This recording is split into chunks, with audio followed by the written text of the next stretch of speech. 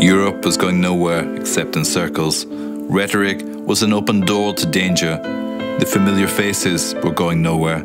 Europe's checkbook diplomacy was a tired, old pantomime. The law of the jungle was at play, and the wild thing was let out of its cage in Berlin.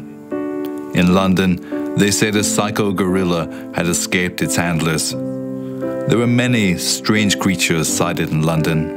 Cute little pandas which couldn't tell black from white. The Boris Jones diary was a comedy of errors, lovely country, cheated on by random self-publicists. Mitterrand had written a few things himself, but Hollande wasn't much into poetry. He preferred parody. The Swedes were too busy to read books, so they played a bit of Bob from time to time. And Mr. Tambourine Man announced that the times are changing in Italian. Vabbè, tutti gli italiani sono benvenuti sorry, forgive me. In the West Wing, Martin Schulz wanted to be president again, but the show was being cancelled after too many reruns. This left a bitter taste across Brussels.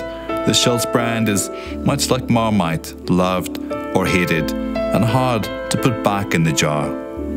Donald Tusk had some cake recipes for Theresa May, but May thought she would take the biscuit for audacity instead. Theresa had used Remain ingredients to make a Brexit souffle. No one was certain it would be edible. Bob took it all in his stride. He knew it was time to shelter from the storm. Find it hard to